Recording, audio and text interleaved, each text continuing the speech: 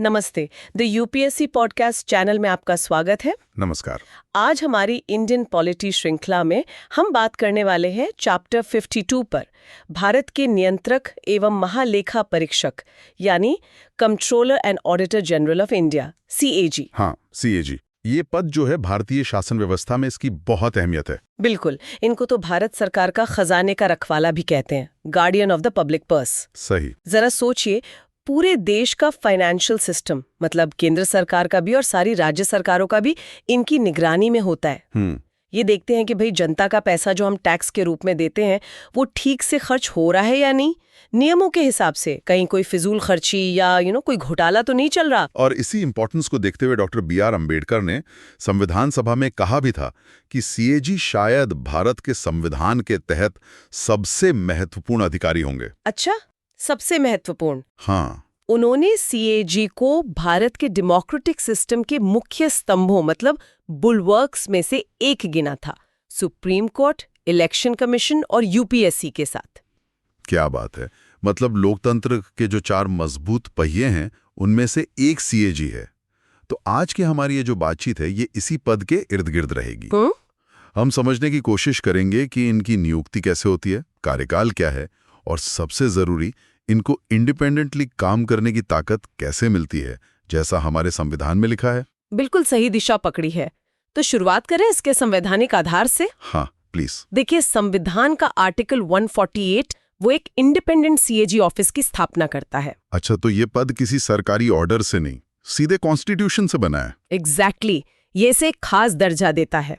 और ये भी ध्यान रखने वाली बात है कि CAG जो है वो भारतीय लेखा परीक्षा और लेखा प्रभाग यानी Indian audit and accounts department उसके हेड होते हैं। Indian audit and accounts department, ये नाम सुनकर लगता है ये डिपार्टमेंट काफी पुराना होगा। हाँ, आप सही सोच रहे हैं। इस डिपार्टमेंट की शुरुआत तो एक्चुअली ब्रिटिश काल में ही हो गई थी, 1753 में। ओह, काफी पहले। जी, लेकिन स्वतंत्र भारत में आर्टिकल 148 ने CAG के पद को न सिर्फ संवैधानिक मान्यता दी, बल्कि सबसे इंपॉर्टेंट इसे ऑटोनॉमी, मतलब स्वायत्तता दी। और इनका मुख्य काम क्या है फिर? इनका मुख्य काम ये सुनिश्चित करना है कि जो फाइनेंशियल एडमिनिस्ट्रेशन का पूरा एरिया है ना, उसमें संविधान और संसद के बनाए कानूनों का पालन हो। अच्छा, इसे अगर आम भाषा में समझें तो जैसे घर में कोई बड़ा बुजुर्ग होता है जो सबका हिसाब रखता है। हाँ, कुछ वैसा ही।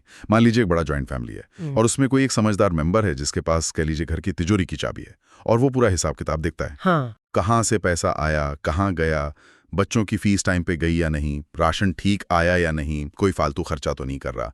कुछ ऐसा ही काम CAG देश के लेवल पे करते हैं। बस फर्क ये है कि उनके पास संवैधानिक शक्तियां होती हैं। ये एनालॉजी सही है, समझने में आसान हो गया। चलिए अब इनकी नियुक्ति और कार्यकाल पर आते हैं, अपॉइंटमेंट एंड टर्म। जरूर। तो अपॉइंट कौन करता है CAG को? सोर्स कहता है कि भारत के राष्ट्रपति करते हैं, उनके हस्ताक्षर और मुहर लगे वारंट से। Warrant under his hand and seal, ये कुछ खास लगता है। हाँ, ये सिर्फ एक फॉर्मेलिटी से ज्यादा है।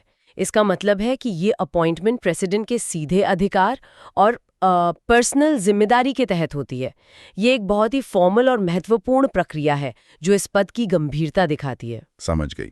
और अपॉइंटमेंट के बाद? देखिए, पद संभालने से ठीक पहले CAG को प्रेसिडेंट के सामने एक शपथ लेनी होती है, ओथ या अफर्मेशन। अच्छा, ओथ। और इस ओथ के जो शब्द है ना, वो बहुत मायने रखते हैं।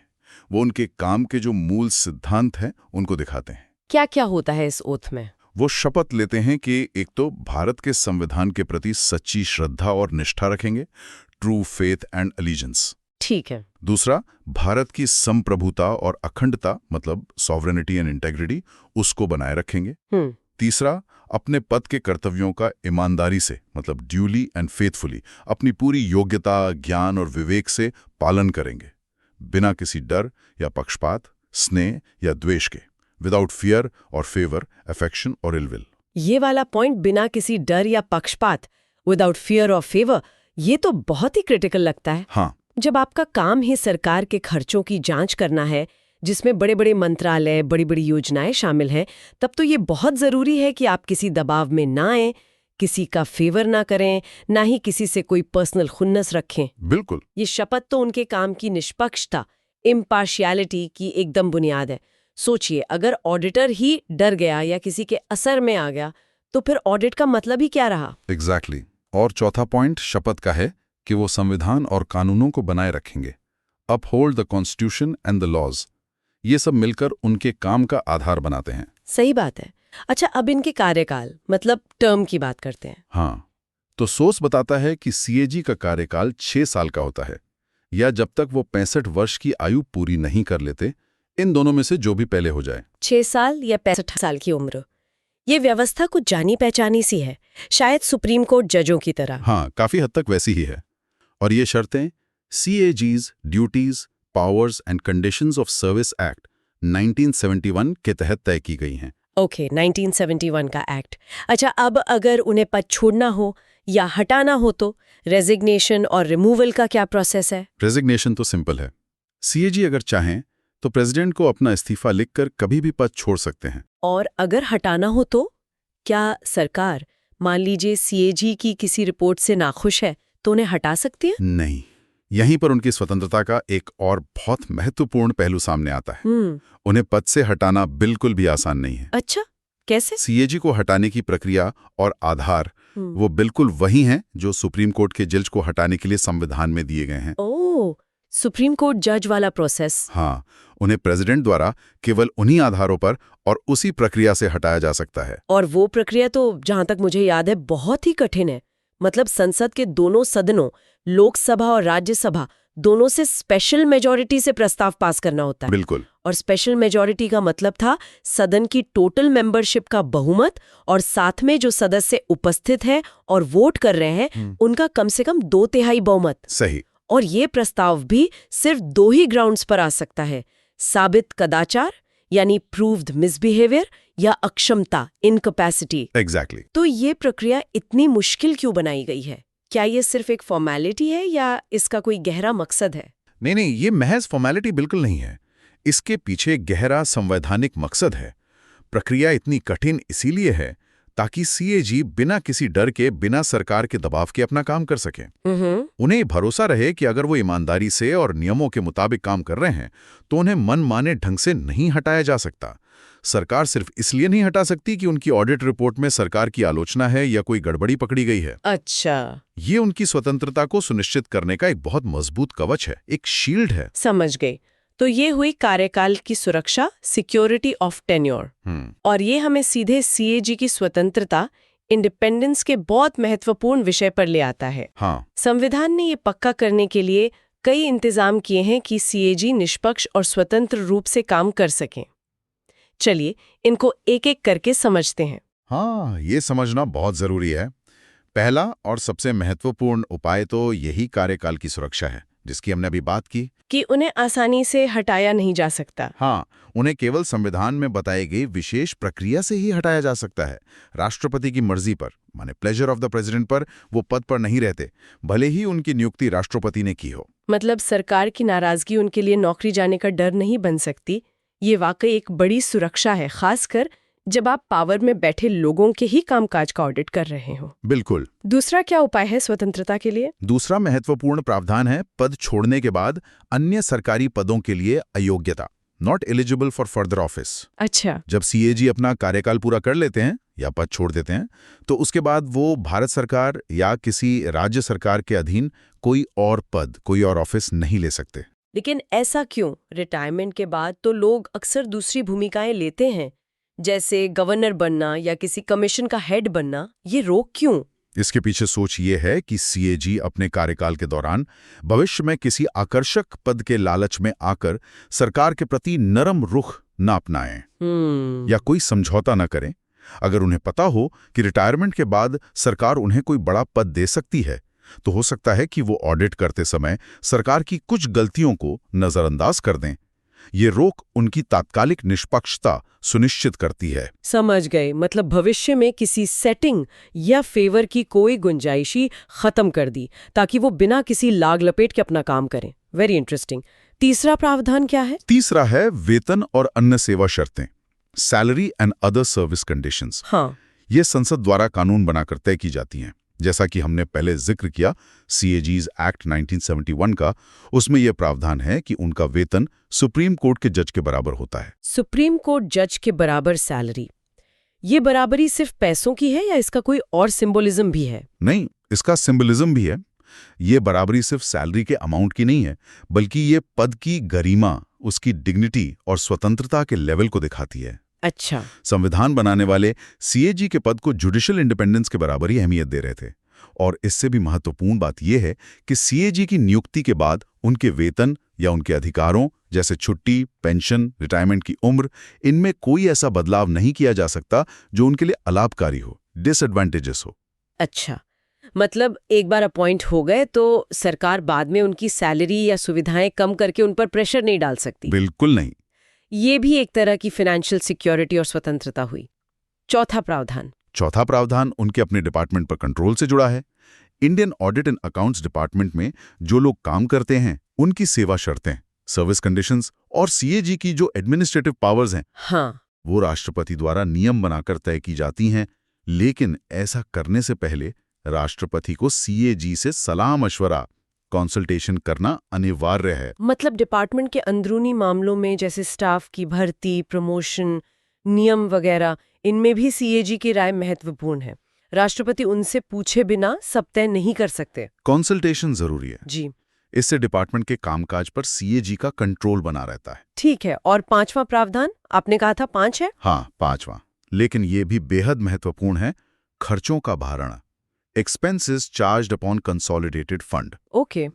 सीएजी ऑफिस के जितने भी एडमिनिस्ट्रेटिव खर्चे हैं, जिसमें सीएजी, डिप्टी सीएजी और बाकी सभी ऑफिसर्स और कर्मचारियों के वेतन, भत्ते, पेंशन, सब कुछ शामिल है, वो सब भारत की संचित निधि कंसोलिडेटेड फंड ऑफ इंडिया पर भारित होते हैं, चार्ज्ड होते हैं। ये चार्ज्ड एक्सपेंडिचर का क्या मतलब होता है? नॉर्मल बजट खर्च से ये अलग कैसे है? देखिए, चार्ज्ड एक्सपेंडिचर का मतलब है कि इन खर्चों पर संसद में मतदान नहीं होता, वोट ऑफ पार्लियामेंट नहीं होता, वोटिंग नहीं होती। नहीं। जब बजट पेश होता है तो इन खर्चों पर बहस तो हो सकती है, डिस्कशन हो सकता है, लेकिन इन्हें मंजूरी के लिए वोटिंग की जरूरत नहीं पड़ती। ये खर्च कंसोलिडेटेड फंड ऑफ इंडिया से ऑटोमेटिकली निकाल लिए जाते हैं, जबकि जो सामान्य बजट खर्चे होते हैं उनके लिए संसद की वोटिंग से मंजूरी जरूरी होती है। अरे वाह, ये तो बहुत ही जबरदस्त पॉइंट है। इसका मतलब तो ये हुआ कि सीएजी के ऑफिस का बजट, उनकी सैलरी, उनके स्टाफ की सैलरी, ऑफिस का खर्चा, इसे संसद वोटिंग के जरिए रोक ही नहीं सकती। नहीं रोक सकती। भले ही सरकार या सांसद उनकी किसी जांच या रिपोर्ट से कितने भी नाखुश क्यों ना हो। सही कहा। उन्हें अपना काम करने के लिए पैसों की कमी का डर नहीं रहेगा। ये तो कुछ ऐसा हुआ कि जैसे घर का हिसाब रखने वाले मेंबर का जेब खर्च बंद करने की धमकी देकर उसे चुप नहीं कराया जा सकता। हाँ, अब बिल्कुल सही समझ रहे हैं इसकी अहमियत। ये प्रावधान तो उनकी स्वतंत्रता की असली गारंटी लगता है। बिल्कुल।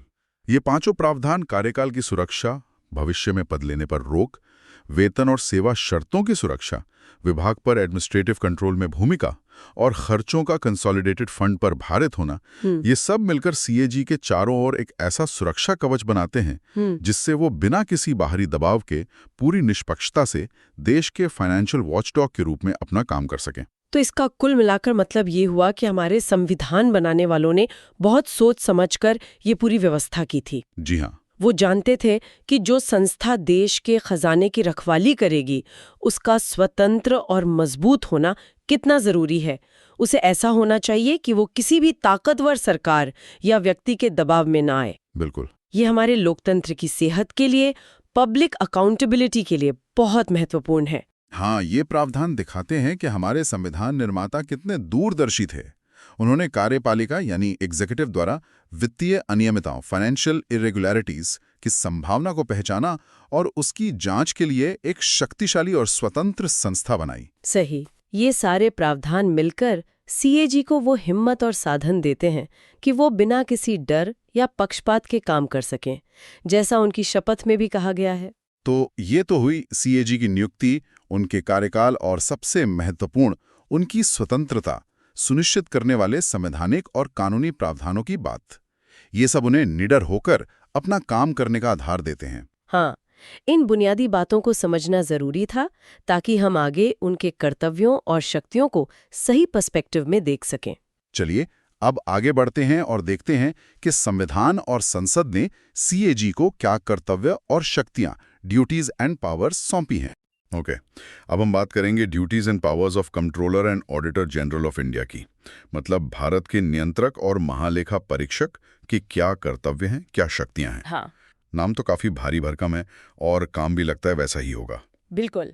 हमारे पास जो सोर्सेज हैं वो हैं संविधान के आर्टिकल्स, सीएजी एक्ट 1971 और कुछ एक्सप्लेनेटरी नोट्स भी हैं। बिल्कुल। मिशन ये है कि हम समझें कि भाई ये सीएजी आखिर है क्या भला, करता क्या है और क्यों ये हमारे लिए, आम नागरिक के लिए इतना इम्पोर्टेंट है। सही बात है, ये सिर्फ सरकारी बाबूगिरी नहीं है। हाँ, ये सीधे सीधे गवर्नेंस और अपने पैसे, टैक्स पेयर्स के पैसे के हिसाब किताब से जुड़ा है। बिल्कुल। देखिए, आर्टिकल 149 जो है संविधान का, वो पार्लियामेंट को पावर देता है अच्छा। कि वो कानून बनाकर तय करें कि सीएजी के क्या कर्तव्य होंगे, क्या शक्तियां होंगी सेंटर के लिए, स्टेट्स के लिए और कोई भी दूसरी अथॉरिटी या बॉडी हो उसके अकाउंट्स के संबंध में। तो इसी पावर का इस्तेमाल करके पार्लियामेंट ने बनाया CAG's duties, powers and conditions of service act 1971। अच्छा, तो ये एक्ट मेन चीज है। हाँ, संविधान और ये एक्ट, यही दो मेन गाइड्स हैं CAG के लिए। तो चलिए फिर इसमें गोता लगाते हैं। सुनने में शायद लगे कि अरे, सरकारी ऑडिट की बातें थोड़ी ड्राई होंगी। हाँ, लगता तो है। पर सोचिए, एक ऑफिस है जो पूरे देश के फाइनेंशियल सिस्टम पे नजर रख रहा है। ये फैसिनेटिंग है कि ये होता कैसे है सब। तो सबसे बड़ा काम क्या है इसका, कहां से शुरू करें? शुरुआत करते हैं सरकार की सबसे बड़ी तिजोरी से। हाँ, कंसोलिडेटेड फंड ऑफ इंडिया और स्टेट्स। CAG का पहला और शायद सबसे, आप कह सकते हैं, विजिबल काम है इन कंसोलिडेटेड फंड से होने वाले सारे एक्सपेंडिचर का ऑडिट करना। ये सारे खर्चे? हाँ, सारे खर्चे। और इसमें वो यूनियन टेरिटरीज भी शामिल हैं जहां लेजिस्लेटिव असेंबली है, जैसे दिल्ली, पुडुचेरी। नॉन टैक्स से सरकार ने जो लोन लिया सब। एग्जैक्टली। और इसी फंड से सरकार अपने सारे खर्चे करती है, पर पार्लियामेंट या स्टेट लेजिस्लेचर की मंजूरी के बाद ही। अच्छा, तो CAG यहाँ क्या देखता है? देखिए, पहली चीज कि जो पैसा खर्च हुआ क्या वो लीगली अवेलेबल था, मतलब पार्लियामेंट या लेजिस्लेचर ने इजाजत दी थी उस खर्चे की, एप्रोप्रिएशन एक्ट पास हुआ था। दूसरी चीज, क्या वो खर्चा उसी सर्विस या पर्पस के लिए हुआ जिसके लिए मंजूरी मिली थी, मतलब जिस काम के लिए पैसा लिया उसी में लगा। हाँ। और तीसरी, क्या खर्चा उसी अथॉरिटी ने किया जिसे वो पावर दी गई थी। बेसिकली, क्या expenditure conforms to the authority which governs it. जैसे घर में होता है। बिल्कुल, जैसे घर में पापा ने पैसे दिए कि बेटा ये लो फीस के पैसे, तो बेटा उसे दोस्तों के साथ मूवी तो नहीं देख रहा। हाँ। CAG यही चेक करता है, बस पूरे देश के स्केल पर। ठीक है। कंसोलिडेटेड फंड के अलावा दो और फंड होते हैं, है ना? कंटिंजेंसी फंड और पब्लिक अकाउंट। हाँ। इनका भी ऑडिट CAG करता है। हाँ, बिल्कुल, सेंटर और स्टेट्स दोनों के लिए। कंटिंजेंसी फंड को आप एक तरह का इमरजेंसी स्टैश समझिए। Emergency fund? हाँ, जैसे घर में अचानक कोई बड़ा खर्चा आ जाए, कोई बीमार पड़ गया या गाड़ी खराब हो गई, तो उसके लिए कुछ पैसा अलग रखते हैं ना? रखते हैं। वैसे ही देश के लिए प्रेसिडेंट के पास या स्टेट में गवर्नर के पास ये फंड होता है, अनफॉरसीन एक्सपेंडिचर के लिए। बाद में पार्लियामेंट या लेजिस्लेचर उसे अप्रूव करता है। CAG देखता है कि इसका इस्तेमाल सही हुआ या नहीं। और पब्लिक अकाउंट, ये तो वो पैसा है जो टेक्निकली सरकार का नहीं होता। सही पकड़ा। पब्लिक अकाउंट में वो पैसा आता है जो सरकार एक तरह से बैंकर या ट्रस्टी की तरह रखती है। जैसे हम सबका प्रोविडेंट फंड का पैसा, PPF या स्मॉल सेविंग स्कीम्स का पैसा, या जो कॉन्ट्रैक्टर्स सिक्योरिटी डिपॉजिट जमा करते हैं, सरकार इसे खर्च नहीं कर सकती, उसे ये लौटाना होता है। अच्छा। तो CAG इसके ट्रांजैक्शंस का भी ऑडिट करता है, ये इंश्योर करने के लिए कि भाई जनता का ये अमानती पैसा सुरक्षित है और इसका हिसाब किताब ठीक है। ठीक है, तो ये फंड्स का ऑडिट हो गया। लेकिन कई सरकारी डिपार्टमेंट तो बिजनेस जैसे काम भी करते हैं। कोई फैक्ट्री चला रहे हैं या कुछ बेच रहे हैं। अच्छा पॉइंट है। हाँ बिल्कुल, अगर कोई गवर्नमेंट डिपार्टमेंट ट्रेडिंग कर रहा है, मैन्युफैक्चरिंग कर रहा है, या कोई ऐसा काम जिसमें profit and loss account, balance sheet वगैरह बनते हैं, तो CAG उन अकाउंट्स का भी ऑडिट करता है। उदाहरण के लिए, जैसे मान लीजिए ऑर्डिनेंस फैक्ट्रीज हैं जो डिफेंस इक्विपमेंट बनाती हैं, हाँ, या रेलवेज की प्रोडक्शन यूनिट्स हैं, या कोई सरकारी प्रिंटिंग प्रेस है। CAG यहाँ सिर्फ ये नहीं देखता कि खर्चा नियमों के हिसाब से हुआ। अच्छा, वो उनकी पूरी फाइनेंशियल परफॉर्मेंस, एफिशिएंसी, प्रॉफिटेबिलिटी अगर लागू हो तो उसका असेसमेंट करता है। क्या ये यूनिट्स एफिशिएंटली चल रही हैं, कहीं रिसोर्सेज वेस्ट तो नहीं हो रहे। समझ गया। और उन बॉडीज का क्या जिन्हें सरकार से सब्सटेंशियली फाइनेंस मिलता है, मतलब काफी पैसा मिलता है?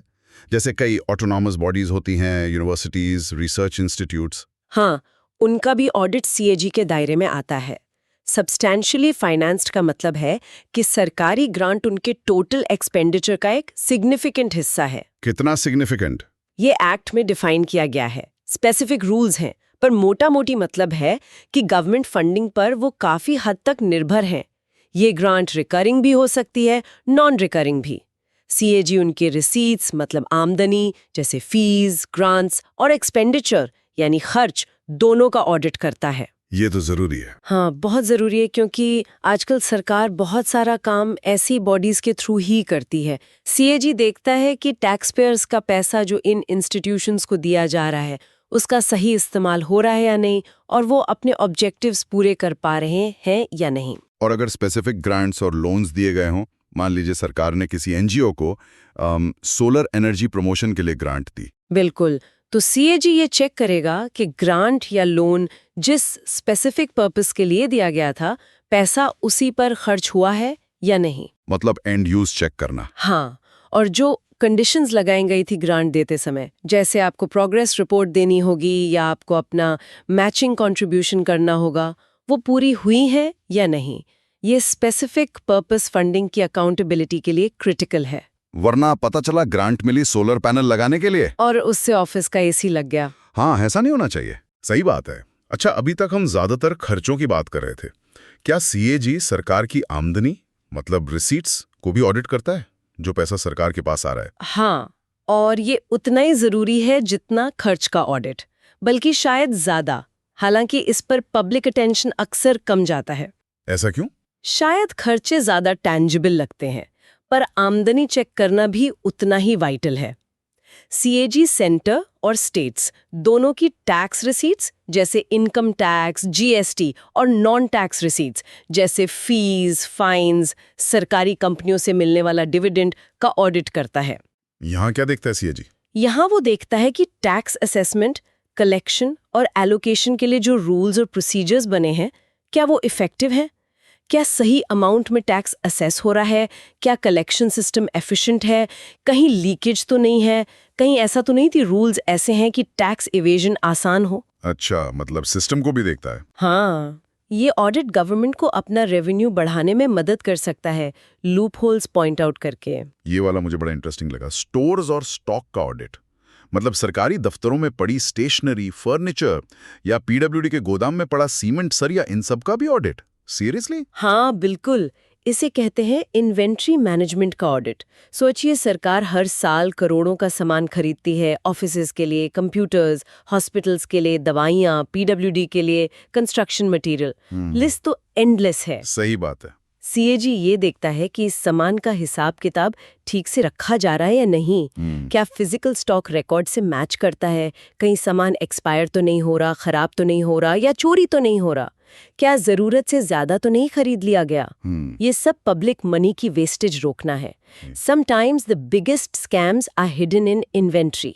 घपले यहीं छुपे होते हैं कई बार। ये तो सोचा ही नहीं था। अच्छा, और जो बड़ी बड़ी सरकारी कंपनियां हैं, गवर्नमेंट कंपनीज जैसे ओएनजीसी, सेल, भेल और स्टैट्यूटरी कॉर्पोरेशंस जैसे एलआईसी, एयर इंडिया, पहले जब सरकारी थी, इनका ऑडिट कैसे होता है? गवर्नमेंट कंपनीज के लिए सीएजी का रोल कंपनीज एक्ट 2013 के तहत डिफाइन होता है। सीएजी या तो खुद ऑडिट करता है, अच्छा, या फिर प्रोफेशनल ऑडिटर्स को अपॉइंट करता है under his supervision and direction. वो सप्लीमेंट्री ऑडिट भी कर सकता है, मतलब जो ऑडिटर्स ने किया उसके ऊपर अपनी जांच, और ऑडिटर्स को डायरेक्शंस भी दे सकता है कि किन चीजों पर फोकस करें। और स्टैट्यूटरी कॉर्पोरेशंस जैसे एलआईसी, उनके लिए सीएजी का रोल उस स्पेसिफिक एक्ट पर डिपेंड करता है जिससे वो कॉर्पोरेशन बना है। अगर उस एक्ट में लिखा है कि सीएजी ऑडिट करेगा, जैसे दामोदर वैली कॉर्पोरेशन एक्ट में था, तो सीएजी करेगा। अगर एक्ट किसी और को पावर देता है या कहता है कि बोर्ड ही ऑडिटर अपॉइंट करेगा, तो सीएजी नहीं करेगा। It depends on the specific statute. क्या सीएजी का काम सिर्फ इन्हीं डिफाइंड एरियाज तक ही सीमित है, या प्रेसिडेंट या गवर्नर उसे और काम भी दे सकते हैं? मतलब स्कोप बढ़ सकता है? हाँ, बढ़ सकता है। प्रेसिडेंट सेंटर के मामले में या गवर्नर स्टेट के मामले में रिक्वेस्ट कर सकते हैं कि सीएजी किसी और अथॉरिटी या बॉडी का ऑडिट करे जो नॉर्मली उसके दायरे में नहीं आती। जैसे? इसका सबसे कॉमन एग्जाम्पल है लोकल बॉडीज का ऑडिट, म्यूनिसिपल कॉर्पोरेशंस और पंचायत्स। टेक्निकली ये सीएजी की मैंडेटरी ड्यूटी नहीं है, पर कई स्टेट्स रिक्वेस्ट करते हैं कि सीएजी इनका ऑडिट करे ताकि उनकी फाइनेंशियल मैनेजमेंट और अकाउंटेबिलिटी इंप्रूव हो सके। तो सीएजी मना भी कर सकता है? हाँ, ये सीएजी की डिस्क्रिशनरी पावर है, रिक्वेस्ट एक्सेप्ट करना या ना करना। वो अपने रिसोर्सेज और प्रायोरिटीज देखकर फैसला लेता है। ठीक है। ऑडिट के अलावा सीएजी का एक एडवाइजरी रोल भी है। अकाउंट्स कैसे रखे जाएं, इस पर सलाह देना। हाँ, आर्टिकल 150 कहता है कि सेंटर और स्टेट्स अपने अकाउंट्स उस फॉर्म में रखेंगे जैसा प्रेसिडेंट सीएजी की एडवाइस पर प्रेस्क्राइब करे। मतलब फॉर्मेट सीजी बताता है? हाँ, सीएजी सलाह देता है कि अकाउंट्स का फॉर्मेट क्या हो, क्लासिफिकेशन कैसा हो, ताकि पूरे देश में यूनिफॉर्मिटी रहे और कंसोलिडेशन और एनालिसिस आसान हो। ये स्टैंडर्डाइजेशन बहुत ज़रूरी है for meaningful comparison and overview of public finances. और एक वो नेट प्रोसीड सर्टिफाई करने का मामला है, आर्टिकल 279, ये क्या चीज़ है? नेट प्रोसीड्स, इसका मतलब है किसी टैक्स या ड्यूटी की ग्रॉस कलेक्शन में से कॉस्ट ऑफ कलेक्शन घटाने के बाद बची हुई नेट अमाउंट।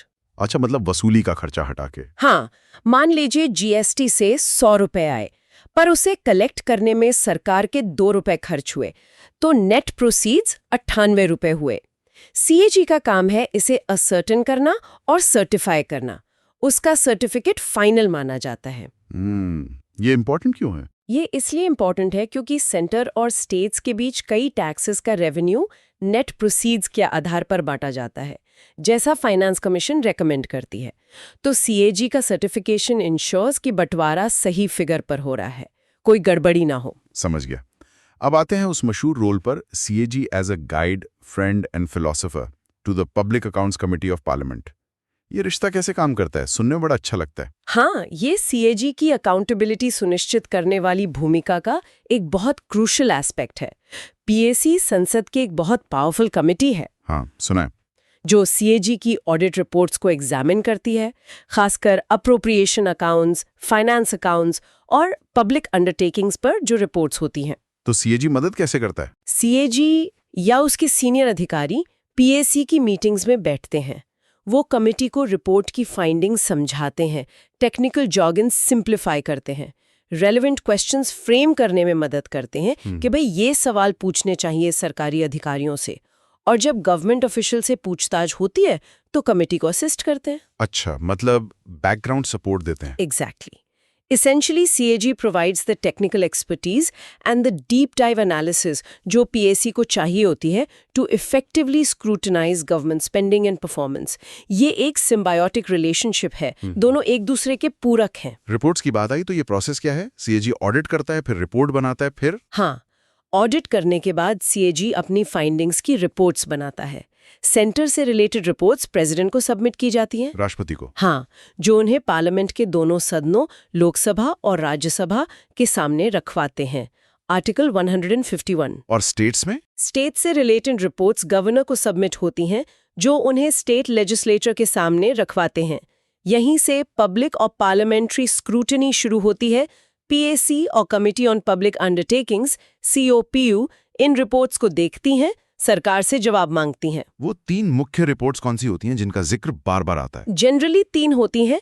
एक audit report on appropriation accounts, ये देखती है कि पार्लियामेंट ने जिस काम के लिए पैसा मंजूर किया था, क्या खर्चा उसी पर और उसी लिमिट के अंदर हुआ, कहीं ज्यादा तो नहीं खर्च कर दिया। ठीक है। 2, audit report on finance accounts, ये सरकार की ओवरऑल फाइनेंशियल पोजीशन, रिसीट्स और डिसबर्समेंट्स का एनालिसिस देती है। सरकार की माली हालत कैसी है, उसका लेखा जोखा। और 3, audit report on public undertakings, ये सरकारी कंपनियों और कॉर्पोरेशंस की परफॉर्मेंस और फाइनेंशियल हेल्थ पर होती है, कैसा काम कर रही हैं, मुनाफा कमा रही हैं या घाटे में है, वगैरह। तो इन्हीं रिपोर्ट्स के जरिए सीएजी अकाउंटेबिलिटी इंश्योर करता है। Precisely. These reports are the primary tool through which CAG ensures executive accountability to the legislature. एक और काम जो पहले सीएजी करता था पर अब सेंटर के लिए नहीं करता, अकाउंट्स बनाना, कंपाइलेशन और मेंटेन करना। ये क्या कहानी है? हाँ, ये एक बड़ा चेंज हुआ था। 1976 तक सीएजी सेंटर और स्टेट्स दोनों के लिए अकाउंटिंग और ऑडिटिंग दोनों काम करता था। खुद ही हिसाब बनाता था, खुद ही चेक करता था। हाँ, लेकिन 1976 में सेंटर में separation of accounts from audit कर दिया गया। इसके पीछे लॉजिक था कि जो ऑडिट करेगा वो खुद ही अकाउंट्स बनाएगा तो कॉन्फ्लिक्ट ऑफ इंटरेस्ट हो सकता है। तो सही है। और ये भी सोचा गया कि डिपार्टमेंटलाइजेशन से पेमेंट्स फास्ट होंगी और फाइनेंशियल कंट्रोल डिपार्टमेंट लेवल पर स्ट्रेंथन होगा। तो सेंटर में अकाउंट्स बनाने का काम controller general of accounts CGA के पास चला गया, जो फाइनेंस मिनिस्ट्री के अंदर आता है। अच्छा, तो अब सेंटर में सीएजी सिर्फ ऑडिटर जनरल है। यस, लेकिन ज्यादातर स्टेट्स में सीएजी अभी भी अकाउंटेंट जनरल और ऑडिटर जनरल दोनों भूमिकाएं निभाता है। मतलब अकाउंट्स बनाना और मेंटेन करना और फिर उनका ऑडिट करना। कुछ राज्यों ने इसे अलग कर दिया है, पर ज्यादातर में अभी भी कंबाइंड है। ठीक है, ये तो हो गए ड्यूटीज। अब इन ड्यूटीज को निभाने के लिए पावर्स क्या है? बिना पावर के तो कोई सुनेगा ही नहीं। डॉक्यूमेंट्स कौन देगा? एब्सोल्युटली, पावर्स तो चाहिए ही। सीएजी एक्ट और उसके तहत बने रूल्स में कुछ की पावर्स दी गई हैं। जैसे? पहला, इंस्पेक्शन। सीएजी या उसके ऑथराइज्ड अधिकारी किसी भी ऑफिस या डिपार्टमेंट जो उसके ऑडिट के दायरे में आता है का इंस्पेक्शन कर सकते हैं। फिजिकली जाके रिकॉर्ड्स देख सकते हैं, प्रोसेसेस समझ सकते हैं। मतलब सरप्राइज विजिट जैसा? Kind of. दूसरा, एग्जामिनेशन एंड क्वेश्चनिंग। वो सारे ट्रांजैक्शंस एग्जामिन कर सकते हैं और रिस्पॉन्सिबल ऑफिसर्स से सवाल जवाब कर सकते हैं, क्लैरिफिकेशन मांग सकते हैं। ओके। तीसरा, और शायद सबसे important power, call for records. CAG किसी भी ऑडिटेड एंटिटी से कोई भी रिकॉर्ड, पेपर, डॉक्यूमेंट मांग सकता है जो ऑडिट के लिए रेलेवेंट हो। कोई भी? हाँ, कोई भी। और वो एंटिटी लीगली बाउंड है उसे देने के लिए। इसमें इलेक्ट्रॉनिक रिकॉर्ड्स भी शामिल हैं। वो ये नहीं कह सकते कि हम नहीं देंगे। ये तो बड़ी पावर है। और चौथा, decide extent and manner of audit. CAG खुद तय करता है कि किस चीज का कितना गहरा एक्सटेंट और किस तरीके मैनर से ऑडिट करना है। कहाँ 100% चेक करना है, कहाँ सैम्पलिंग से काम चलेगा, कहाँ रिस्क बेस्ड अप्रोच अपनाना है। ये उसकी प्रोफेशनल जजमेंट है, कोई उसे डिक्टेट नहीं कर सकता। तो अगर हम सब कुछ समेटें तो सीएजी का ओवरऑल रोल क्या है? The big picture. The big picture is कि CAG is the guardian of the public purse. उसका फंडामेंटल रोल है कॉन्स्टिट्यूशन और लॉज ऑफ पार्लियामेंट को अपहोल्ड करना in the field of financial administration. Financial administration में संविधान और कानून का रखवाला। हाँ, वो ये देखता है कि एग्जीक्यूटिव यानी सरकार, मंत्रिपरिषद पार्लियामेंट के प्रति फाइनेंशियली अकाउंटेबल रहे। उसकी रिपोर्ट्स पार्लियामेंट को इनेबल करती हैं कि वो एग्जीक्यूटिव के फाइनेंशियल कंडक्ट को स्क्रूटिनाइज कर सकें। It's a cornerstone of parliamentary democracy. Without CAG, parliamentary control over finances would be weak. अब ऑडिट के टाइप्स की बात करते हैं। क्या सीएजी सिर्फ ये देखता है कि रूल्स फॉलो हुए या नहीं, या कुछ और भी? नहीं, सिर्फ रूल्स फॉलो हुए या नहीं ये देखना तो बेसिक है। उसे कहते हैं legal and regulatory audit, checking expenditure against funds authorised bye legislature and rules laid down. ये तो करना ही है। हाँ, लेकिन सीएजी का काम इससे कहीं आगे जाता है। दो और इम्पॉर्टेंट टाइप्स के ऑडिट हैं, प्रोप्राइटी ऑडिट और परफॉर्मेंस ऑडिट। प्रोप्राइटी ऑडिट, ये क्या भला है? सुनने में बड़ा भारी लग रहा है। प्रोप्राइटी को मतलब होता है फेयरनेस, अप्रोप्रिएटनेस, आप कह सकते हैं औचित्य। इसमें सीएजी देखता है कि खर्चा करते समय विजडम, क्या ये समझदारी भरा फैसला था, फेथफुलनेस, क्या ये पब्लिक इंटरेस्ट में था, और इकोनॉमी, क्या ये किफायत से किया गया। मतलब सिर्फ लीगैलिटी नहीं, मोरालिटी और कॉमन सेंस भी। हाँ, एक तरह से सीएजी सिर्फ लीगैलिटी नहीं देखता, बल्कि ये भी कमेंट कर सकता है कि खर्चा वेस्टफुल, फिजूल खर्ची था या एक्स्ट्रावेगेंट, जरूरत से ज्यादा था। मान लीजिए किसी अफसर ने 5 स्टार होटल में मीटिंग रखी जबकि सरकारी गेस्ट हाउस अवेलेबल था और मीटिंग वहीं हो सकती थी। रूल्स शायद अलाउ करते हों, पर सीएजी प्रोप्राइटी के आधार पर सवाल उठा सकता है कि क्या ये पब्लिक मनी का सही इस्तेमाल था। अच्छा, हालांकि ये डिस्क्रिशनरी है, लीगल और रेगुलेटरी ऑडिट की तरह मैंडेटरी नहीं। ये सीएजी की जजमेंट पर डिपेंड करता है कि वो प्रोप्राइटी एंगल से देखे या नहीं। और परफॉर्मेंस ऑडिट, ये आजकल काफी सुनने में आता है। 2006 का जिक्र था कि पब्लिक फंड्स के इस्तेमाल में 3 E's, इकोनॉमी, कम लागत में, एफिशिएंसी, सही तरीके से बिना वेस्टेज के, और इफेक्टिवनेस, मकसद हासिल हुआ या नहीं, थे या नहीं। कोई एग्जाम्पल? मान लीजिए सरकार ने कोई स्किल डेवलपमेंट प्रोग्राम चलाया, परफॉर्मेंस ऑडिट देखेगा कि क्या प्रोग्राम कॉस्ट इफेक्टिव था, इकोनॉमी, क्या ट्रेनिंग क्वालिटी अच्छी थी, क्या ट्रेनर्स क्वालिफाइड थे, क्या प्रोसेसेस स्मूथ थे, एफिशिएंसी, और सबसे ज़रूरी, क्या प्रोग्राम के बाद लोगों को वाकई जॉब्स मिली, क्या अनएम्प्लॉयमेंट रेट उस टारगेट ग्रुप में कम हुआ, इफेक्टिवनेस। ये आउटकम बेस्ड असेसमेंट है। मतलब ये सिर्फ खर्चा नहीं बल्कि खर्चे का इम्पैक्ट देख रहा है, social and economic objectives achieve हुए या नहीं। एग्जैक्टली। परफॉर्मेंस ऑडिट गवर्नमेंट को बताता है कि उसकी पॉलिसीज और प्रोग्राम्स जमीन पे कितना काम कर रहे हैं और कहाँ सुधार की जरूरत है। ये गवर्नमेंट की अकाउंटेबिलिटी को सिर्फ स्पेंडिंग से नहीं बल्कि रिजल्ट से जोड़ता है। ये बहुत पावरफुल टूल है। क्या सीएजी को हर तरह के ऑडिट में बराबर फ्रीडम है? कोई लिमिटेशंस? ज्यादातर मामलों में हाँ, स्पेशली एक्सपेंडिचर ऑडिट में सीएजी अपना स्कोप, मेथडोलॉजी खुद तय करता है। वो अपने ऑडिट कोड और मैनुअल बनाता है। लेकिन रिसीट्स, आमदनी और स्टोर्स एंड स्टॉक के ऑडिट के रूल्स बनाने के लिए उसे एग्जीक्यूटिव गवर्नमेंट की कंकरेंस मतलब सहमति लेनी पड़ती है। ये एक सटल लिमिटेशन है। अच्छा, और क्या कोई ऐसा खर्चा है जिसे सीएजी देख ही नहीं सकता? कोई नोगो जोन? हाँ, एक है सीक्रेट सर्विस एक्सपेंडिचर, अच्छा, खुफिया एजेंसियों वाला। हाँ, ये वो पैसा है जो इंटेलिजेंस एजेंसीज जैसे रॉ, आईबी या सिक्योरिटी फोर्सेस सीक्रेट ऑपरेशंस के लिए खर्च करती हैं। नेशनल सिक्योरिटी रीजन से इसकी डिटेल्स पब्लिक नहीं की जा सकती। तो सीएजी इसे कैसे ऑडिट करता है? सीएजी इस खर्चे के पर्टिकुलर्स नहीं मांग सकता कि पैसा किसे, क्यों, कहाँ दिया गया। उसे कॉम्पिटेंट एडमिनिस्ट्रेटिव अथॉरिटी के एक सर्टिफिकेट पर रिलाई करना होता है कि एक्सपेंडिचर उनकी अथॉरिटी के तहत किया गया है। सीएजी सिर्फ ओवरऑल एलोकेशन और एक्सपेंडिचर देख सकता है, डिटेल्स नहीं। This is a necessary limitation in the interest of national security. समझ गया।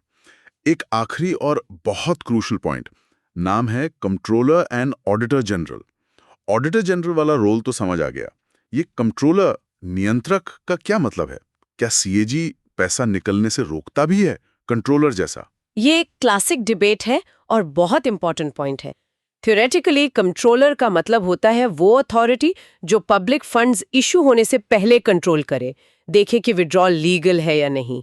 ऑडिटर जनरल का काम एक्सपेंडिचर होने के बाद शुरू होता है, उसका ऑडिट करना। हाँ, कॉन्स्टिट्यूशन सीएजी को दोनों भूमिकाएं देता है, कंट्रोलर एंड ऑडिटर जनरल। लेकिन इंडिया में रियलिटी क्या है? क्या सीएजी सच में कंट्रोलर है? रियलिटी ये है कि इंडिया में CAG is effectively only the auditor general. उसके पास कंट्रोलर की पावर्स नहीं है इन द ट्रू सेंस, जैसी होनी चाहिए थी।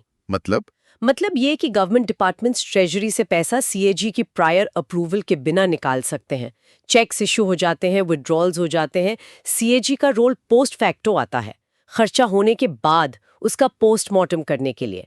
वो पैसा निकलने से पहले उसे रोक नहीं सकता। अरे, तो ये यूके मॉडल से अलग है? बिल्कुल अलग। यूके का CAG, head of national audit office, is both controller and auditor general in practice. वहाँ एग्जीक्यूटिव ट्रेजरी से पैसा सीएजी के अप्रूवल के बिना नहीं निकाल सकता। वो पहले चेक करता है कि विड्रॉल लीगल है या नहीं, तभी पैसा निकलता है। तो इंडिया में नाम कंट्रोलर है पर काम सिर्फ ऑडिटर जनरल का? Largely, yes. So while the name says comptroller, the function is predominantly auditor general. ये एक बहुत बड़ा डिफरेंस है between the Indian CAG and the UK CAG. Bharat में CAG एक तरह से पोस्टमार्टम करता है, जबकि ब्रिटेन में पैसा निकलने से पहले उसकी सहमति जरूरी है। वाओ, तो ये थी सीएजी की दुनिया, ड्यूटीज, पावर्स, रोल्स, ऑडिट्स और ये कंट्रोलर वाली बारीकी। वाकई एक कॉम्प्लेक्स और वाइटल इंस्टीट्यूशन है इंडियन डेमोक्रेसी के लिए। फाइनेंशियल डिसिप्लिन और अकाउंटेबिलिटी बनाए रखने में इसका रोल तो अनडिनाएबल है। हाँ, बिल्कुल। और इसीलिए इसकी इंडिपेंडेंस और इफेक्टिवनेस बनाए रखना बहुत जरूरी है फॉर गुड गवर्नेंस। चलिए आगे बढ़ते हैं। ठीक है, अब हम सीएजी और कॉरपोरेशंस पर चर्चा करेंगे। तो सीएजी का पब्लिक कॉरपोरेशंस के ऑडिट में रोल थोड़ा लिमिटेड है ना? ऐसा नहीं कि हर सरकारी कंपनी या कॉरपोरेशन को सीएजी ही पूरी तरह ऑडिट करता है। इनकी रिलेशनशिप मोटे तौर पर देखें तो 3 कैटेगरीज में आती है। बिल्कुल। पहली कैटेगरी है जहां कुछ कॉरपोरेशंस का ऑडिट पूरी तरह और सीधे सीएजी करता है। सीधे सीएजी, अच्छा। हाँ, सोचिए जैसे कोई बहुत ही महत्वपूर्ण सरकारी संस्था हो, जैसे food corporation of India, FCI या ओएनजीसी के कुछ हिस्से पहले हुआ करते थे। ये वो संस्थाएं हैं जहां पब्लिक का पैसा बहुत बड़े पैमाने पर लगा होता है और सरकार का सीधा कंट्रोल या स्ट्रेटेजिक इंटरेस्ट बहुत ज्यादा होता है। अच्छा, तो इसलिए सीएजी खुद ही पूरी ऑडिटिंग संभालता है, यहाँ कोई प्राइवेट फर्म बीच में नहीं आती। ओके, मतलब जहां मामला बहुत सेंसिटिव या बड़ा है वहां सीएजी डायरेक्ट रोल में है। और दूसरी कैटेगरी में ऑडिट प्राइवेट प्रोफेशनल ऑडिटर्स करते हैं, लेकिन यहाँ एक ट्विस्ट है। ट्विस्ट कैसा? इन प्राइवेट ऑडिटर्स को सेंट्रल गवर्नमेंट अपॉइंट तो करती है, पर सीएजी की सलाह मतलब कंसल्टेशन पर। अच्छा, सीएजी की सलाह पर? हाँ, मतलब सीएजी का एक तरह से वीटो या सजेशन देने का अधिकार रहता है कि भाई कौन सी फर्म ऑडिट करेगी।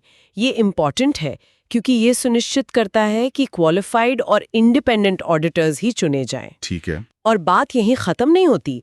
अगर सीएजी को जरूरी लगे तो वो सप्लीमेंट्री ऑडिट, सप्लीमेंट्री ऑडिट, हाँ, यानी एक तरह का फॉलोअप या अतिरिक्त ऑडिट वो भी कर सकता है। अच्छा, ये सप्लीमेंट्री ऑडिट कैसा होता है?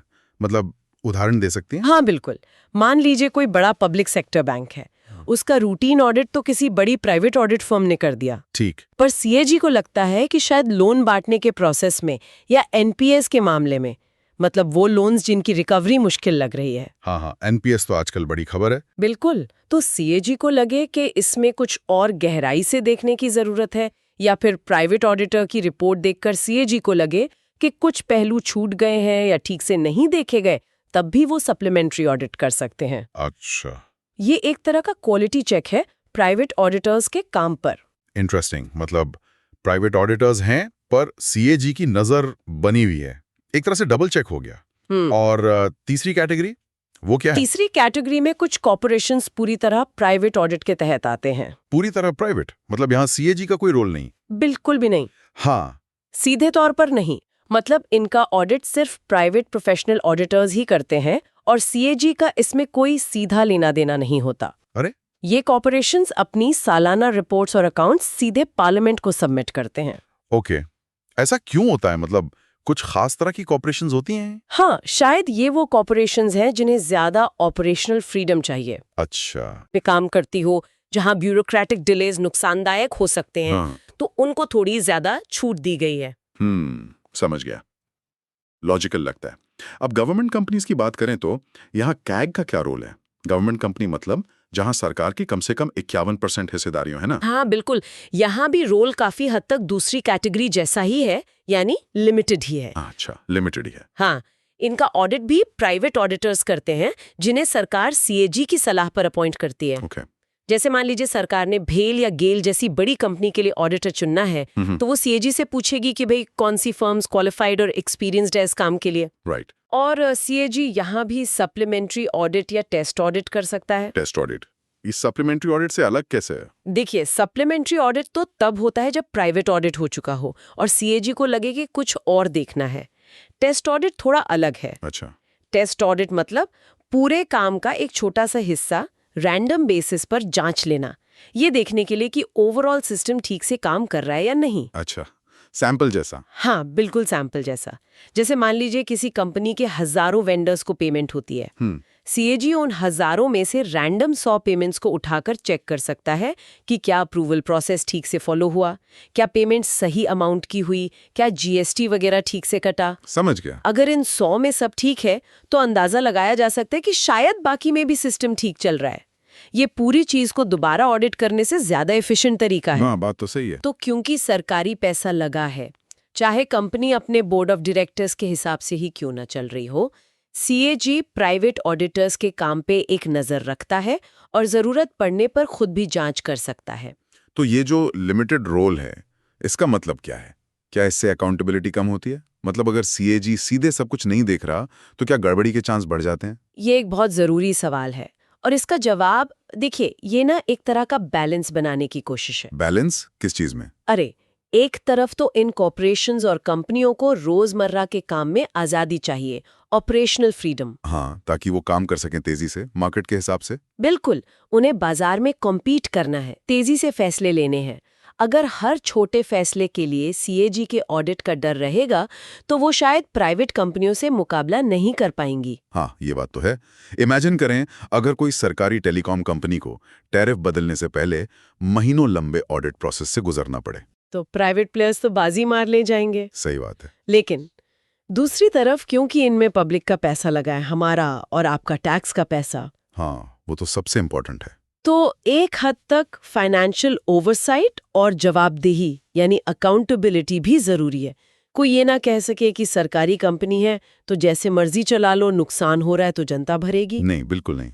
तो सीएजी का लिमिटेड रोल इसी संतुलन को साधने का एक तरीका है। जरूरत के हिसाब से आजादी भी देना ताकि वो एफिशिएंटली काम कर सकें, और जरूरत पड़ने पर निगरानी भी रखना ताकि पब्लिक फंड्स का मिसयूज ना हो। ये एक तरह का चेक्स एंड बैलेंसेस सिस्टम है पब्लिक सेक्टर एंटरप्राइजेस के लिए। ठीक है, ये स्ट्रक्चर समझ में आ गया। चलिए अब एक बहुत ही दिलचस्प मोड़ पर आते हैं। पॉल एच एपलबी एक अमेरिकन पब्लिक एडमिनिस्ट्रेशन के विद्वान थे। हाँ, एपलबी का नाम तो आता है अक्सर। उन्होंने 1950s में भारतीय प्रशासन पर 2 रिपोर्ट्स दी और सीएजी के रोल की बहुत तीखी आलोचना, मतलब वेरी क्रिटिकल थे वो। हाँ, बहुत ज्यादा। चलिए इस पर विस्तार से बात करते हैं। यहां तक कह दिया था कि सीएजी के ऑफिस को ही खत्म कर देना चाहिए। ये तो बहुत बड़ी बात है, खासकर एक संवैधानिक संस्था के लिए। हाँ, एपलबी के क्रिटिसिज्म आज भी काफी डिस्कस होती है, खासकर जब गवर्नेंस रिफॉर्म्स की बात आती है। और ये समझना जरूरी है कि ये बातें 1950s के कॉन्टेक्स्ट में कही गई थीं। हाँ, जब भारत नया नया आजाद हुआ था और डेवलपमेंट पर जोर था। बिल्कुल। उनके मुख्य पॉइंट्स क्या थे, देखते हैं। पहला, उनका कहना था कि भारत में सीएजी का काम काफी हद तक कॉलोनियल रूल की विरासत है, इनहेरिटेंस है। अच्छा, अंग्रेजों के जमाने का सिस्टम। हाँ, कि अंग्रेजों के जमाने का सिस्टम है जो शायद आजाद भारत की जरूरतों, जो विकास और नेशन बिल्डिंग की थी, के हिसाब से ठीक नहीं बैठता। एपलबी को लगा कि ये सिस्टम कंट्रोल पर ज्यादा फोकस करता है, एफिशिएंसी और रिजल्ट्स पे कम। जैसे आज भी हम कई पुराने ब्यूरोक्रेटिक नियम धो रहे हैं जो शायद 19वीं सदी के लिए बने थे, 21वीं सदी के लिए नहीं।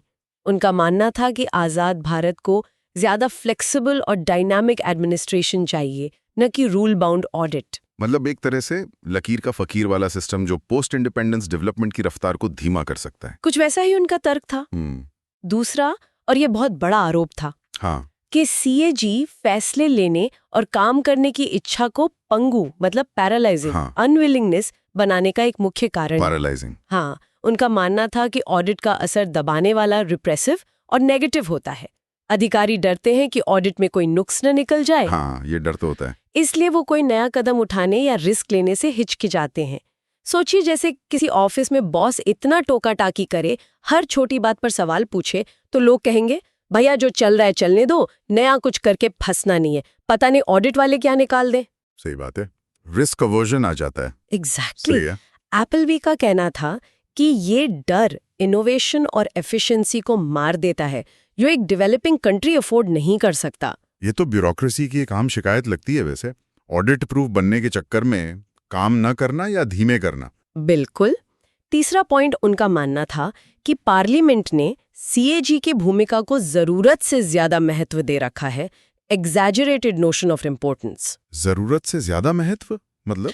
और संविधान के अनुसार सीएजी के फंक्शंस को ठीक से डिफाइन नहीं किया है। संविधान ने कहा था कि पार्लियामेंट कानून बनाकर सीएजी के काम तय करेगी, पर एपलबी को लगा कि पार्लियामेंट ने इसे जरूरत से ज्यादा बड़ा और पावरफुल बना दिया है। अच्छा। जैसे हम कई बार किसी एक परीक्षा के नंबरों को ही पूरी काबिलियत मान लेते हैं, जबकि काबिलियत उससे कहीं ज्यादा व्यापक होती है। उन्हें लगा कि फाइनेंशियल रेगुलरिटी जरूरी है, पर इसे एडमिनिस्ट्रेशन का सबसे महत्वपूर्ण पहलू बना देना गलत है।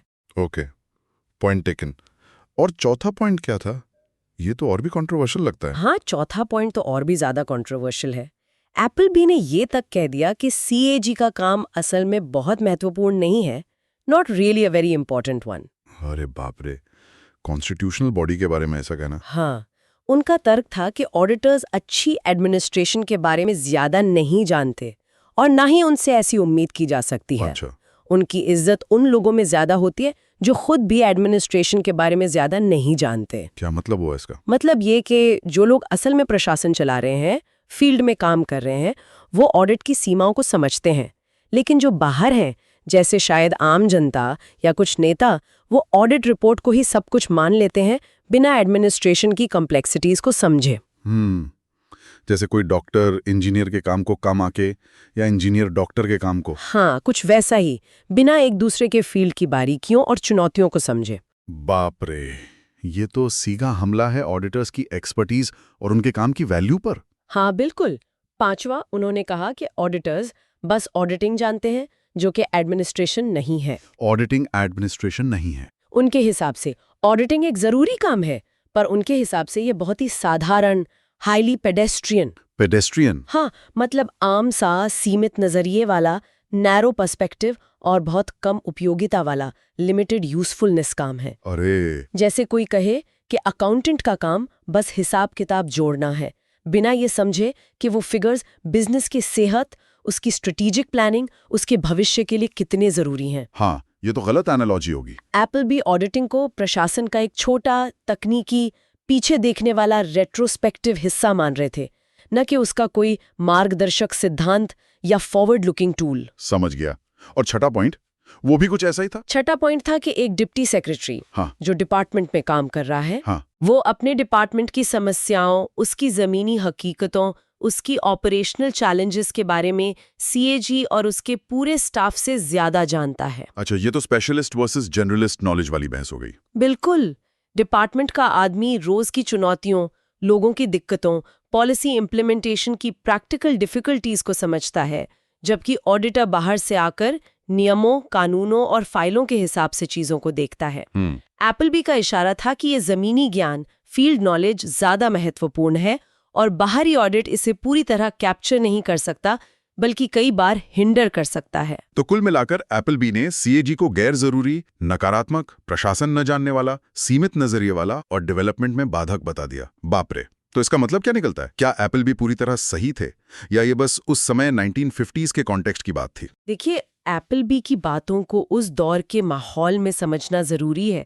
जैसा आपने कहा, आज़ादी के बाद भारत तेजी से विकास करना चाहता था, बड़े बड़े प्रोजेक्ट्स, डैम्स, फैक्ट्रीज, इंफ्रास्ट्रक्चर शुरू हो रहे थे। हाँ, नेशन बिल्डिंग का दौर था। बिल्कुल। ऐसे में एडमिनिस्ट्रेटिव फ्लेक्सिबिलिटी और तेजी से निर्णय लेने की जरूरत महसूस हो रही थी। एप्पलबी जैसे विशेषज्ञों को लगा होगा कि सीएजी का कंट्रोल वाला, नियम कानून पर जरूरत से ज्यादा जोर देने वाला रवैया इसमें बाधा बन रहा है। लेकिन इसका दूसरा पहलू भी है। पब्लिक फंड्स की अकाउंटेबिलिटी और सही इस्तेमाल भी उतना ही जरूरी है, खासकर एक नए गरीब देश में जहां हर रुपया कीमती था। हाँ, वो तो है ही। करप्शन का डर भी तो था। बिल्कुल। तो ये कंट्रोल और एफिशिएंसी के बीच की क्लासिक टेंशन है जो आज भी जारी है। क्या हमें नियमों को सख्ती से पालन करना चाहिए या नतीजों पर ज्यादा ध्यान देना चाहिए? ये बहस तो कभी खत्म नहीं होती। क्या उसे सिर्फ गलतियां निकालनी चाहिए या सुधार में एक्टिव हेल्प भी करनी चाहिए? क्या उसे केवल फाइनेंशियल रेगुलरिटी देखनी चाहिए या परफॉर्मेंस और आउटकम्स को भी इवैल्यूएट करना चाहिए? ये सवाल आज भी उतने ही रेलेवेंट है। ठीक है। एप्पलबी की क्रिटिसिज्म तो लगभग 70 साल पुरानी बात हुई। देखते हैं कि हाल के समय में सीएजी के सामने क्या चुनौतियां हैं, चैलेंजेस क्या हैं। Second administrative reforms commission, ARC. हाँ, एआरसी रिपोर्ट्स, जिसने 2005 से 2009 के बीच काम किया, उसने सीएजी के ऑडिट के सामने खड़ी चुनौतियों को पहचाना। पर पहले एआरसी ने यह भी माना कि सीएजी के ऑडिट ने देश में फाइनेंशियल मैनेजमेंट को सुधारने में बहुत महत्वपूर्ण योगदान दिया है। ऐसा नहीं कि सब कुछ खराब ही है। बिल्कुल सही। एआरसी ने एक्नॉलेज किया कि सीएजी की इंस्पेक्शन रिपोर्ट्स, पार्लियामेंट और स्टेट लेजिस्लेचर्स में पेश की गई ऑडिट रिपोर्ट्स और ऑडिट की वजह से हुई रिकवरीज जैसे गलत पेमेंट रोक लेना या टैक्स की वसूली करवाना, इन सब ने पब्लिक फाइनेंशियल मैनेजमेंट में काफी सुधार किया है। अच्छा। ऑडिट रिपोर्ट्स में बजट कंट्रोल की कमजोरियां, रेवेन्यू कलेक्शन में कमियां, जैसे टैक्स ठीक से न वसूलना या टैक्स चोरी न पकड़ पाना। हाँ, ये तो बड़े मुद्दे हैं। पब्लिक रिसोर्सेज की बर्बादी, जैसे कोई बनी हुई सड़क या पुल जल्दी खराब हो जाना। गलत अकाउंटिंग प्रैक्टिसेस, सरकारी इन्वेस्टमेंट्स पर खराब रिटर्न, जैसे सरकारी कंपनी का लगातार घाटे में चलना। फंड्स का गलत इस्तेमाल मतलब डाइवर्जन ऑफ फंड्स। पैसा आया था स्कूल बनाने के लिए, खर्च हो गया किसी और चीज पर। अरे हाँ, ये तो सुनते हैं। सिस्टम की खामियां, सिस्टमिक डिफिशिएंसीज और पब्लिक रिसोर्सेज के खराब मैनेजमेंट, पुअर मैनेजमेंट जैसे कई महत्वपूर्ण मुद्दे उठाए जाते हैं। हम सब ने अखबारों में 2G स्कैम, कोयला घोटाला, कॉमनवेल्थ गेम्स घोटाला जैसे मामलों के बारे में पढ़ा है। इन सब को सामने लाने में CAG की रिपोर्ट्स की अहम भूमिका थी। हाँ, ये तो है। इन रिपोर्ट से ही कई बार बड़े मुद्दे पब्लिक डोमेन में आते हैं। लेकिन ARC को लगा कि एक्सटर्नल ऑडिट का असर मतलब इम्पैक्ट और प्रभावशीलता, इफेक्टिवनेस और बढ़ाई जा सकती है। हाँ, इम्प्रूवमेंट का स्कोप तो हमेशा रहता है। तो वो कौन से फैक्टर्स या परसेप्शंस हैं जो CAG ऑडिट की इफेक्टिवनेस में रुकावट डाल रहे हैं, ये जानना जरूरी है। ARC ने कई चुनौतियां गिनाई। इन्हें हम कुछ थीम्स में बांटकर देख सकते हैं। पहली थीम है फॉलो अप और टाइमलाइन से जुड़ी समस्याएं। फॉलो अप और टाइमलाइंस, ओके। पहला, PSC overload. Public accounts committee PAC parliament की वो महत्वपूर्ण कमेटी है जो CAG रिपोर्ट्स को स्क्रूटनाइज करती है। हाँ, PSC। लेकिन दिक्कत ये है कि हर साल CAG हजारों ऑडिट पैरा मतलब स्पेसिफिक पॉइंट्स या ऑब्जर्वेशंस अपनी रिपोर्ट में डालता है। हजारों? बाप रे। हाँ, PAC के पास इतना समय या बैंडविड्थ नहीं होता कि वो सब पर विस्तार से चर्चा कर सके। नतीजा ये होता है कि वो मुश्किल से 15-20 पैरा पर ही डिटेल में डिस्कशन कर पाती हैं। बस 15-20 हजारों में से हाँ। मंत्रालयों विभागों को भी ये पता होता है, तो वो अक्सर उन्हीं पैरा को गंभीरता से लेते हैं जिन पर PAC में चर्चा होने की संभावना होती है, क्योंकि वहीं उनसे सीधे सवाल पूछे जाते हैं। बाकी पैरा एक तरह से ठंडे बस्ते में चले जाते हैं। अरे, ये तो वैसा ही हुआ जैसे कॉलेज में प्रोफेसर कहें कि सिलेबस में 10 चैप्टर हैं, पर फाइनल एग्जाम में सवाल सिर्फ चैप्टर 3 और 7 से आएंगे, तो स्टूडेंट्स किस पर फोकस करेंगे? बिल्कुल वही बात है। फिर आता है एक्शन टेकन नोट्स, ATNs। जिन पैरा पर PAC में चर्चा नहीं होती, उन पर मंत्रालयों विभागों को ATNs देने होते हैं, यानी बताना होता है कि उन्होंने ऑडिट की फाइंडिंग पर क्या एक्शन लिया। अच्छा, ये तो अच्छी बात है। सुनने में तो अच्छी है, पर ARC का कहना है कि ये अक्सर बस एक फॉर्मल खाना पूर्ति होते हैं। फॉर्मल खाना पूर्ति। हाँ, उनमें कोई ठोस सब्सटेंसिव कदम उठाने की बात कम ही होती है। जैसे किसी शिकायत पर बस एक स्टैंडर्ड रिप्लाई चिपका देना कि मामला विचाराधीन है या नोट कर लिया गया है, पर असल में जमीन पर कुछ न बदलना। ये तो ब्यूरोक्रेटिक तरीका है टालने का। फिर है स्टेट पैक पेंडेंसी। राज्यों के विधानसभाओं में तो हालत और भी खराब बताई गई। स्टेट पैक्स के पास ऑडिट पैरा की जांच का भारी बैकलॉग है। बैकलॉग कितना पुराना? ARC ने पाया कि कुछ पैरा तो 10-20 साल पुराने पेंडिंग थे। 10-20 साल? तब तो उसका कोई मतलब ही नहीं रहा होगा। बिल्कुल। अब सोचिए, 20 साल पुरानी किसी गड़बड़ी पर आज चर्चा करके क्या हासिल होगा?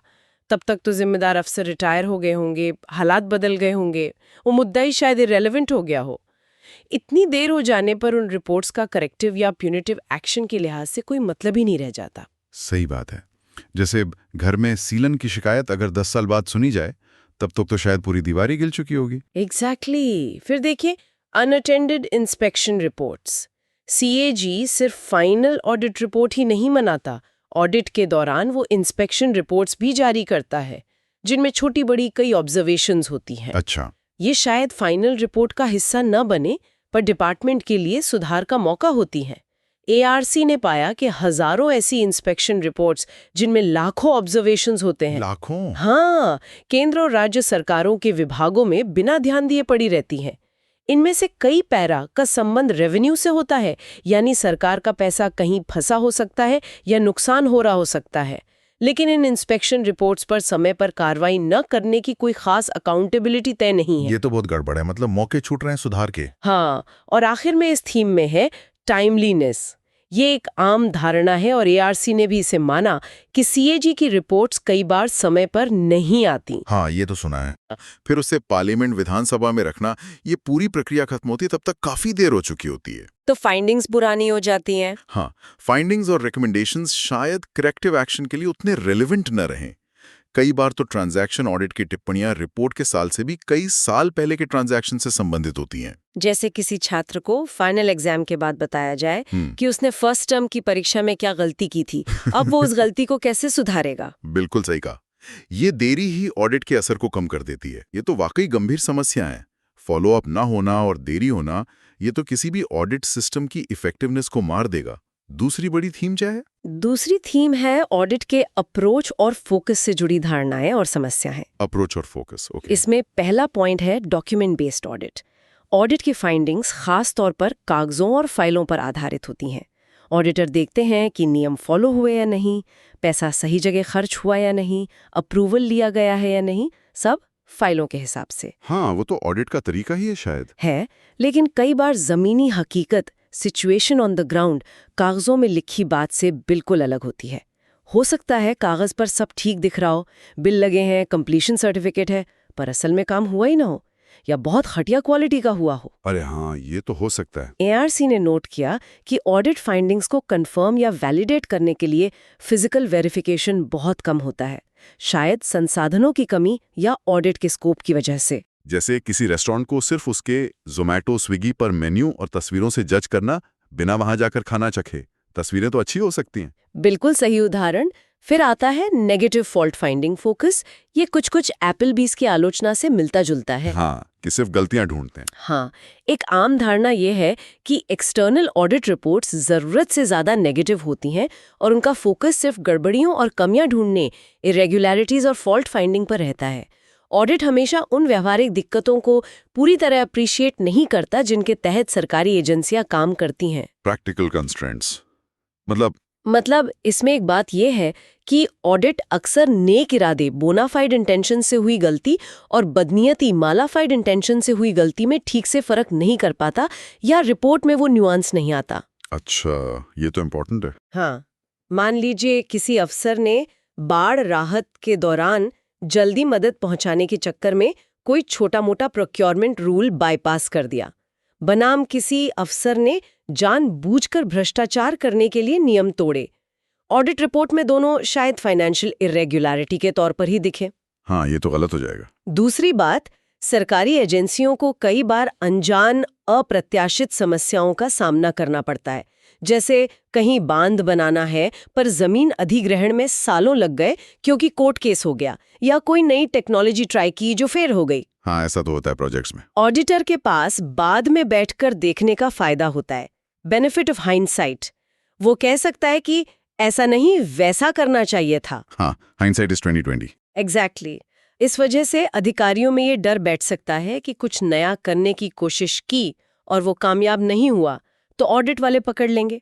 इससे ऑडिट नई पहलों, न्यू इनिशिएटिव्स और जोखिम लेने, रिस्क टेकिंग के खिलाफ एक हतोत्साहित करने वाला फैक्टर बन सकता है। जैसे कोई क्रिकेट कोच सिर्फ खिलाड़ी की गलतियों पर ही डांटे, बिना ये देखे कि उसने कितनी मुश्किल पिच पर या दबाव में खेलने की कोशिश की। बिल्कुल।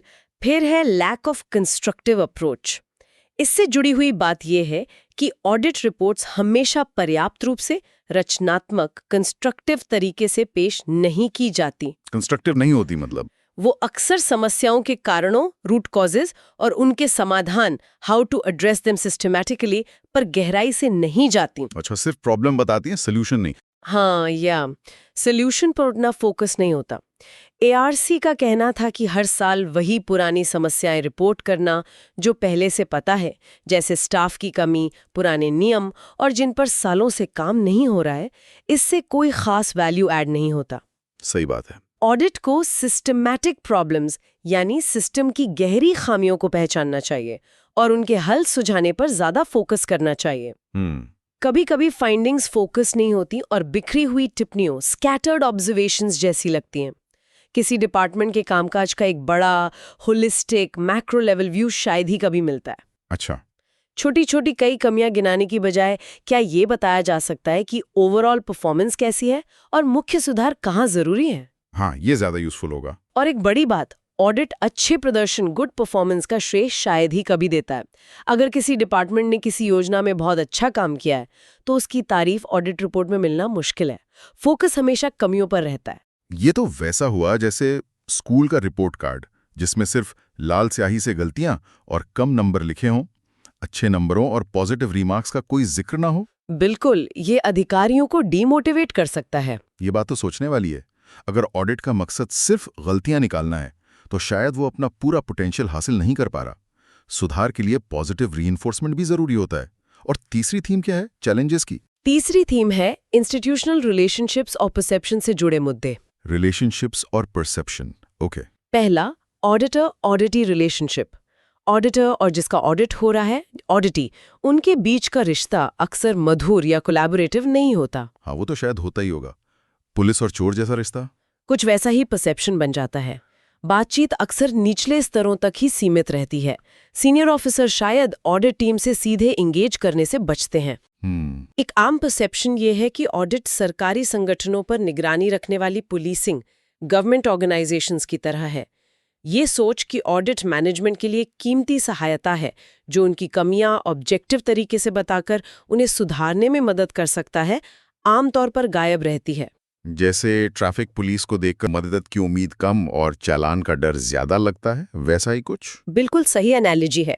फिर सरकारी अधिकारियों की तरफ से एक्सटर्नल ऑडिट के प्रति खराब या अपर्याप्त प्रतिक्रिया देखने को मिलती है, जो कभी-कभी उदासीनता के हद तक पहुंच जाती है। इनडिफरेंस, मतलब परवाह ही नहीं। हाँ, ठीक है, भेज दो, रिपोर्ट देख लेंगे वाला रवैया। ये रवैया ऑडिट की प्रभावशीलता को गंभीर रूप से कम करता है।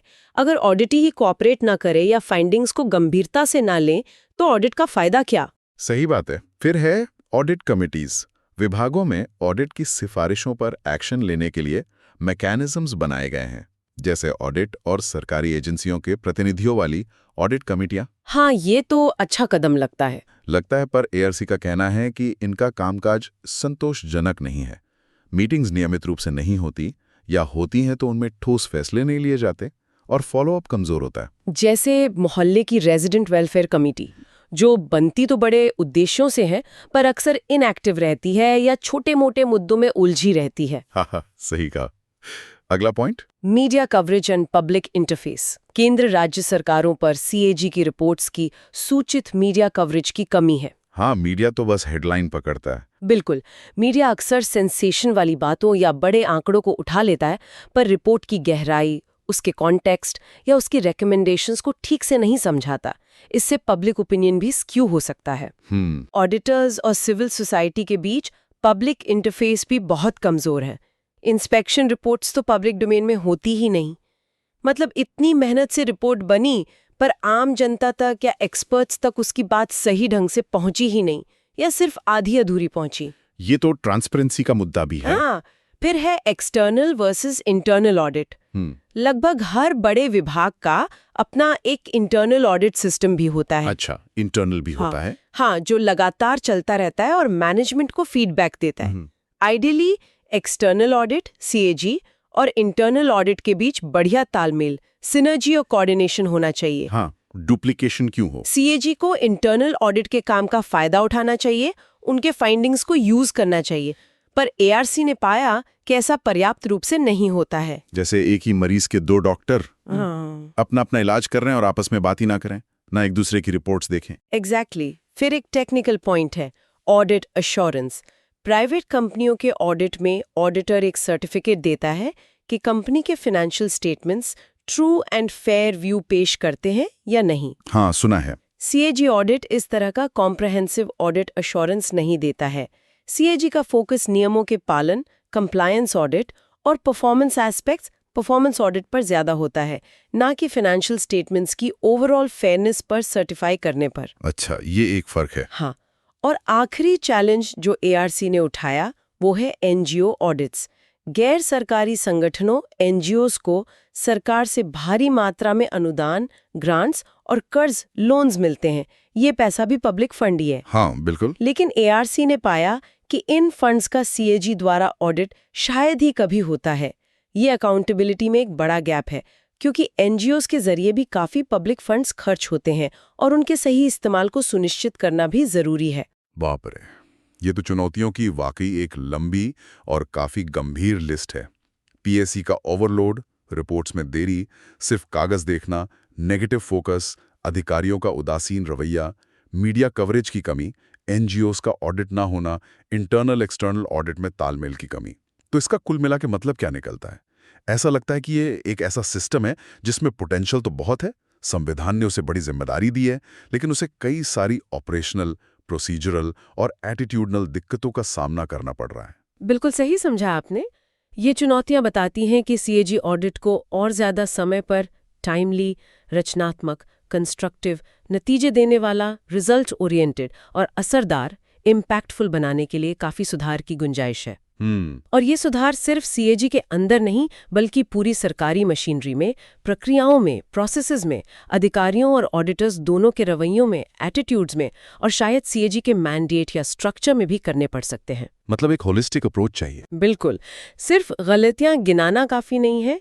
सुधार कैसे हो, सिस्टम को कैसे बेहतर बनाया जाए, इस पर ज्यादा फोकस करने की जरूरत है। अगर हम इसे बिगर पिक्चर से जोड़ें तो ये सब घूम फिर कर उसी बात पर आता है कि पब्लिक का पैसा सही तरीके से, प्रभावी ढंग से और जवाबदेही के साथ खर्च हो। हाँ, जो गुड गवर्नेंस की नींव है। बिल्कुल, ये किसी भी अच्छी गवर्नेंस, गुड गवर्नेंस की नींव है। जब तक ऑडिट का सिस्टम पूरी तरह से इफेक्टिव नहीं होगा, तब तक गुड गवर्नेंस का लक्ष्य हासिल करना मुश्किल रहेगा। ठीक है, तो हमें उम्मीद है कि आपको chapter 52 controller and auditor general of India, भारतीय राजनीति, इंडियन पॉलिटी पर हमारी आज की चर्चा पसंद आई होगी। यूपीएससी विषयों पर ऐसी और चर्चाओं के लिए द यूपीएससी पॉडकास्ट चैनल को सब्सक्राइब करें। धन्यवाद। जय हिंद।